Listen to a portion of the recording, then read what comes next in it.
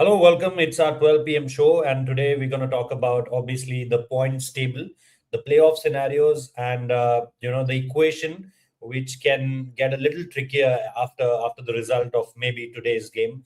Maybe amusing because there is a certain situation where it's not it's not the kind of results you see every day. But then this is one of the top three teams in this tournament, and amongst top three teams, there are top two who are fighting for at least for that top two spot. At this point of time, yes, Gujarat Titans is very comfortable, specifically the win they got last night. But I think apart from that, if you see Royal Challengers Bangalore net run rate wise, they are quite good at this point of time.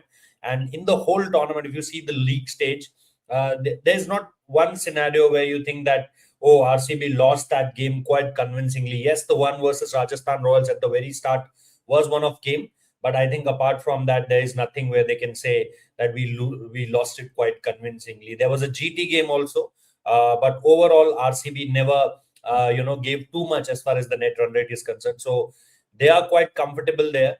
Sunrisers Hyderabad, obviously that lost against Gujarat Titans in Ahmedabad with some, I think, 80 odd runs was the game changer thing for them. Otherwise, it will be the other team, the Gujarat Titans, who will be fighting for that last spot, maybe last night.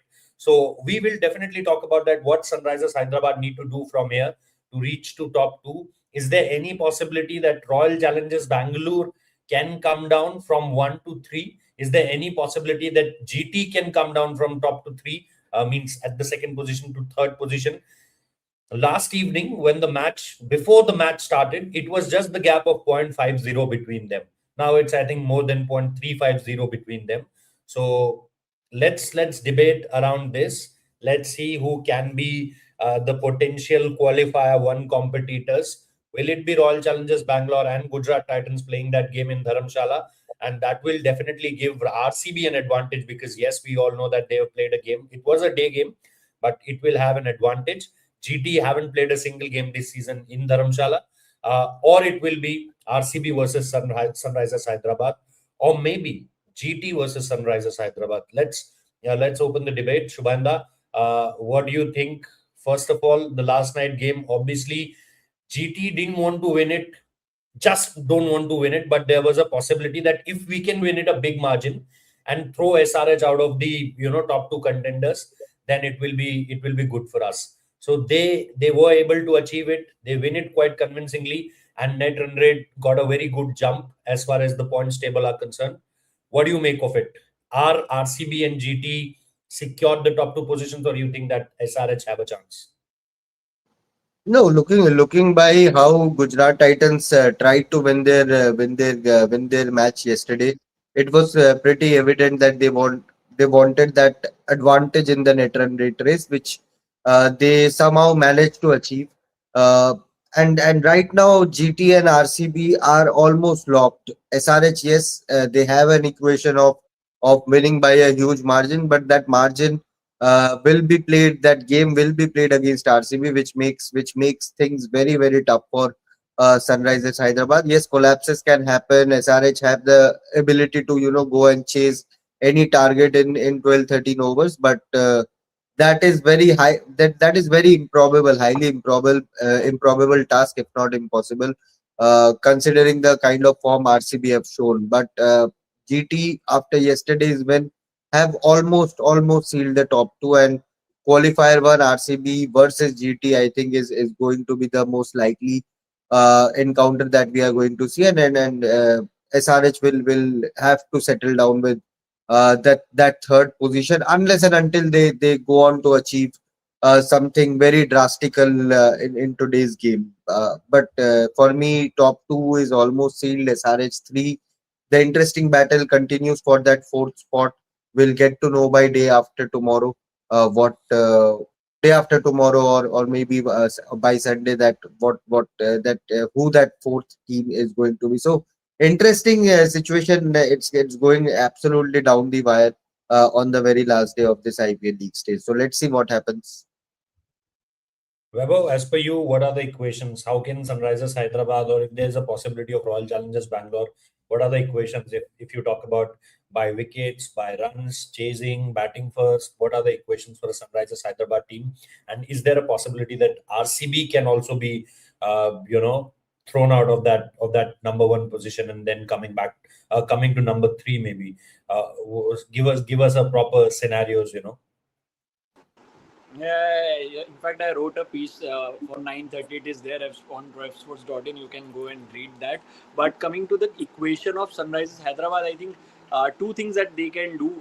If they are batting first, they have to make sure that they are winning by a margin of 85 plus runs. If they do that, then they will be able to qualify.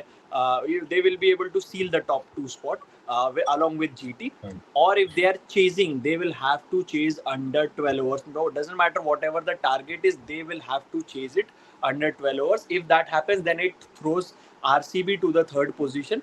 But again, then Sunrisers will have to do what a GT did to SRH in Ahmedabad, or what a GT did to CSK yesterday night. That same margin, 80 odd margin, Sunrisers lost in Ahmedabad. Similarly, CSK lost 80 odd, same margin, around 80 odd runs. So that SRH will have to do, and this is where their best chance is. Bat first, out bat the opposition. SRH have got the bowling as well, but again, this RCB batting lineup is not same of the old, like 2017 when they were bundled out for 49. It is not that RCB that you can do the same. But yes, one of the odd days, not every day, you will see teams losing by a margin of more than 50 runs, or teams chasing inside 15 overs. It rarely happens. So obviously, Sunrisers Hyderabad will be playing at their home conditions, and it gives them the edge. But again, you are playing the top side in this tournament, the defending champions, who has got the best run rate. So obviously, like Shivanda also mentioned, that GT have already almost confirmed the top two spot.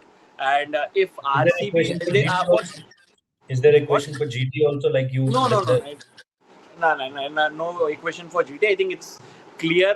If it's all down to SRH, if they win by a big margin, then only it will hamper RCB's chances. Otherwise, it's clear cut for GT. GT GT, are you're saying that GT is locked. GT is locked at number two. GT is, They're almost yes, locked there.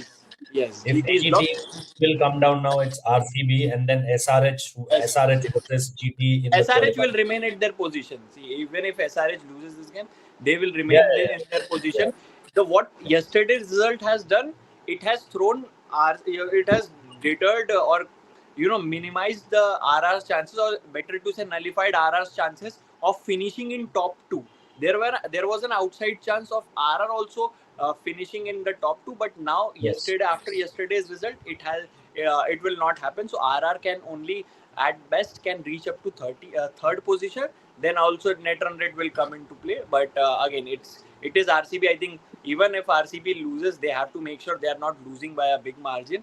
And then they will be playing the qualifier one against GT in Dharamshala. And yes, it will come down. The final position will come down to the Sunday afternoon clash. It is all Rajasthan Royals. I think Rajasthan Royals are the hot favorites to qualify from this position. Also, the opposition which they will be playing is MI Mumbai Indians. They didn't do well in their own conditions in this particular season. So obviously, Rajasthan will have the edge as well. So Rajasthan Royals, if they win this game, they will be through, irrespective of the other results, because they are the only team. Four teams are in contention. I'll not take DC's name in that. Punjab Kings, Kolkata Knight Riders, and Rajasthan Royals. But if RR wins, other results becomes irrelevant. So even if RR wins by one run or one But wicket, that they game will on be the very playing. last day. That game is Yes, on the very last day. yes. So So by again, Sunday evening, you will get to know. yeah, so again, another IPL, not another IPL means every IPL you get the fourth team on the very last day. Means it's not new for all of us.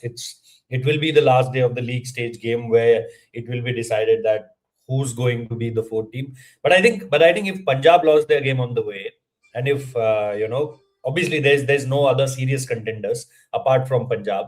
Punjab can also only go through till 15. If Punjab lost versus Lucknow Super Giants, then we are very sure that who's going to be the number Then four team. it will be between Rajasthan and KKR. No, Yes. If Rajasthan loses, then it if will be KKR Rajasthan or also Delhi. lose, then KKR, Then if KKR they has win, got the they chance, go and on. KKR will be playing the final league match. So if KKR wins, they will go through. लो दिता तेन्नु एक point. It could be that thing then. But Shubhanda, coming to the RCB versus today's scenario, the RCB versus SRH game. I think GT sealed it last night quite convincingly.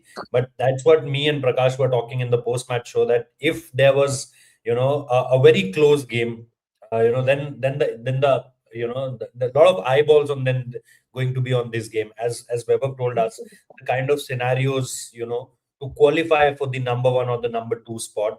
It takes a lot for SRH, to beat, first of all, to beat RCB, and not only for SRH, for every team. The kind of performance RCB is doing at this point of time, bowling wise, they are check, batting wise, they are check, fielding wise, obviously, I'm hearing that Rajat Patidar is completely fit. He's going to be in the 11. And apart from that, yes, they are still waiting for Phil Salt. But do you think that there are still some problems with RCB which SRH can nullify in this particular game, and then they can, not that kind of victory I'm talking about, but they can prove themselves that yes, you can beat RCB in certain areas, like they didn't have the best of the starts in the IPL season. I'm talking about the opening partnership. That's where they are lacking at this point of time.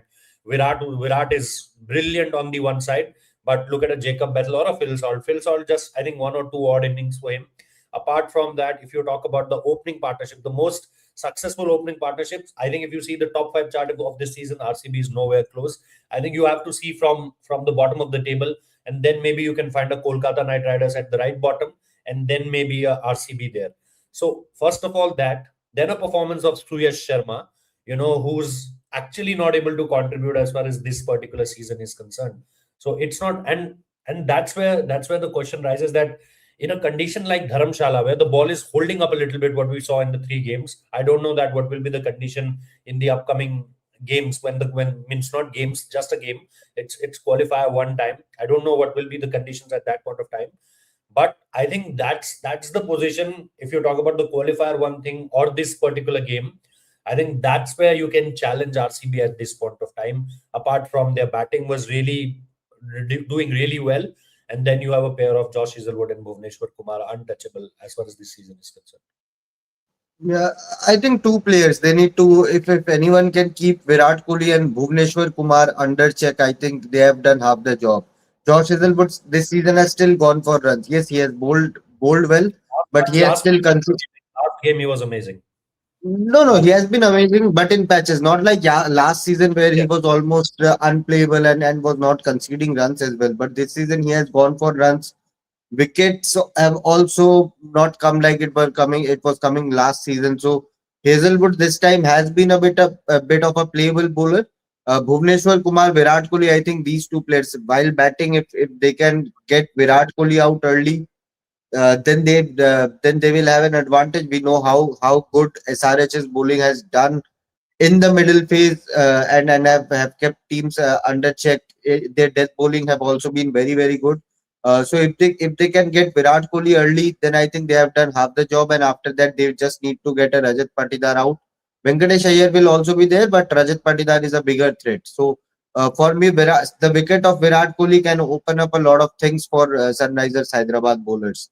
With the ball, no one has tried to go after Bhuvneshwar Kumar this season. I think he has conceded only 40 more than 40 runs once in this entire season.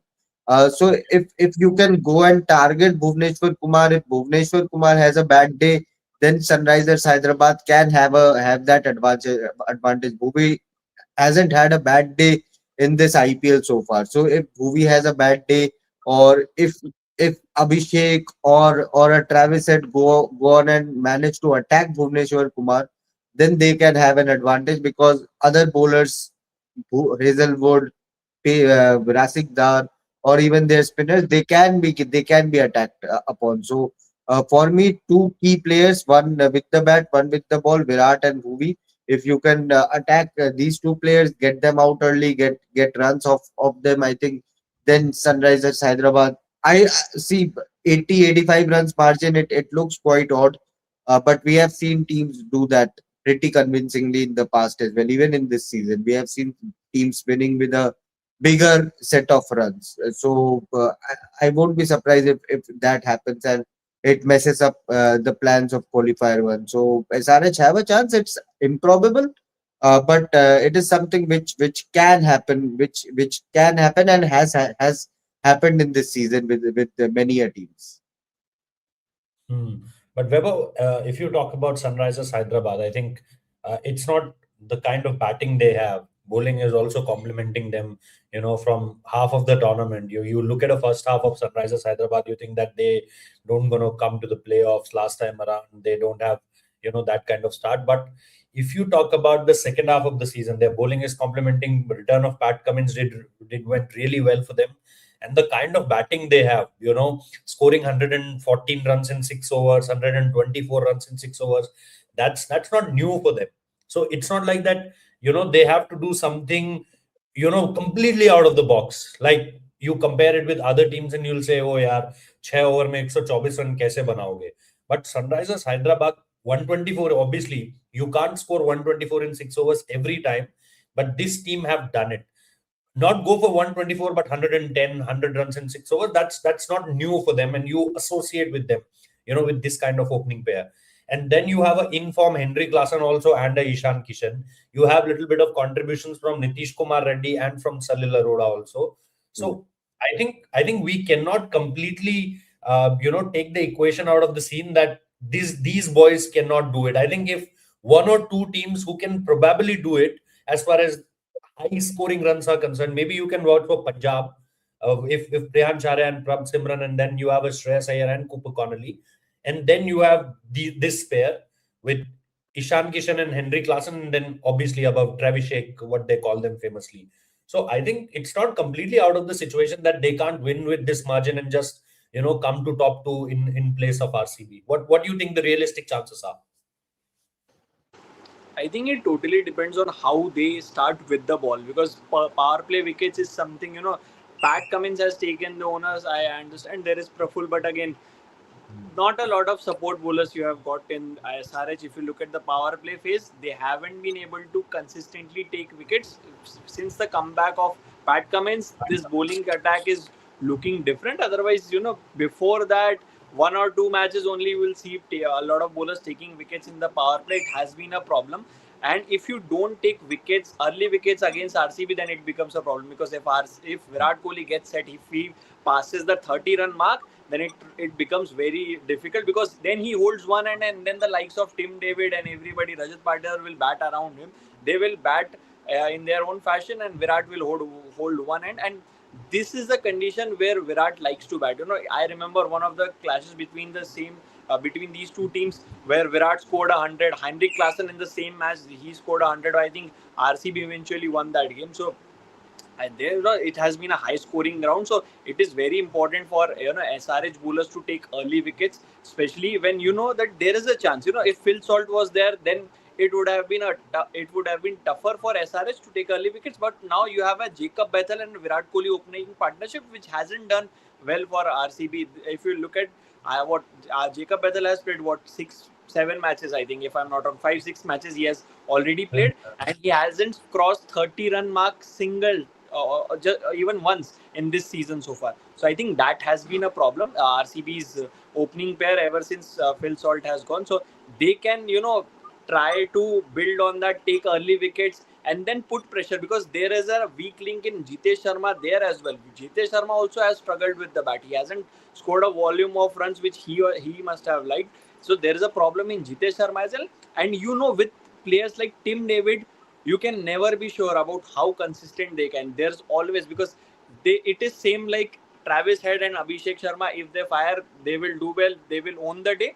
But if they don't, then it's very easy to get them out inside single digit as well. So I think it totally comes down to how SRS starts with the new ball, because again, during the middle overs, a lot relies on how Sakib and Ishan is bowling, because Shivang Kumar, hasn't been able to control the runs or take wickets regularly in the middle over space. He's young, so the RCB batters can easily put pressure on him, on the inexperienced bowler.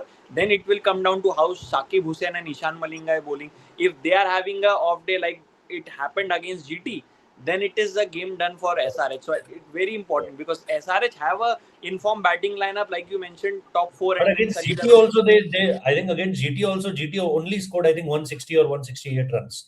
They took the wickets, I think, with 80, 86 all out. Sunrisers Hyderabad were all out on 80, 86. So I But think in that game, Ishan Malinga went for us. Ishan Malinga has been the standout bowler. Ishan Malinga went for us. This is the problem. If you don't take wickets up front against a team like RCB, then you don't have wicket takers for in the middle overs. Middle over phase is where you can struggle, and at the back end also where Shakib has done extremely well taking wickets in the death overs. Then there are not a lot of support bowlers because Pat Cummins hardly bowls in death overs. He completes his quota by 15th or 16th over. So then you will have to see where whom you will bowl. That is where you have to very important to take wickets up front and control the middle overs. If you are able to do that from a Sunrisers point of view, then I think SRH will have the chance to beat RCB by that margin which we were discussing. sure. How will Venki play? Who do you drop? Look, there are two equations. If you want to know what I want to do, I will drop Jacob Bethel. I want to start with Venki Iyer and Virat Kohli. That's what I want to do. But I think what RCB will do is they will drop Romario Shepherd, and obviously Suyash Verma will be there. They have two options: either to drop Romario Shepherd or to Suyash. I don't think that they will drop Suyash. They have dropped Romario earlier also. So they will drop Romario. Rajat Patidar will come in and they'll start with Jacob Bethel and Virat Kohli. Any more combinations you guys want to tell how They can Venki? play Jacob Duffy once again if they drop Romario Shepherd. Sorry? They can play Jacob Duffy as well if they drop Romario Shepherd. Yeah, that's what I'm saying, that they have the combination. But I ideally want Venki Iyer and Virat Kohli to open the innings, and then you have a lot of combinations to play around. You can put a Romario They can Shepherd. open with Devdutt Padikkal and Virat as well, with Venki at But 3, Dave Rajat is at doing 4. really well at number 3, so I don't want to Uh, touch Dave particular at this point of time. He's very secure. I think day before yesterday, I was watching a partnership graphics, and amongst all in this whole tournament in this particular season, Dave and Virat are one of the top run aggregators. You see a Sai Sudarshan, Shubman Gill. I'm not comparing the runs they scored with Virat and Dev, but I think top 4 or top 5 partnership aggregators in this particular season. Obviously, Sai and Shubman will be number 1, but then top 5 there will be Virat and Dev. So I don't want RCB to touch where they are doing really well. Where they are lacking is Jacob Bethel not able to contribute much as far as, and that's where the pressure coming on Virat Kohli, and that's where sometimes you see Virat Kohli going for too much. He's trying to do excessive at the very start, and that sometimes going for nothing, and he's going out cheaply. So that's where I think that RCB can change their strategy. But a wonderful game coming ahead today, also tomorrow also. You can join us in all our platforms, Web Sports English, Bangla, and Hindi, to know that what's exactly happening, and not only in cricket but in other sports also. Thank you so much for watching. Take care. Have a great day.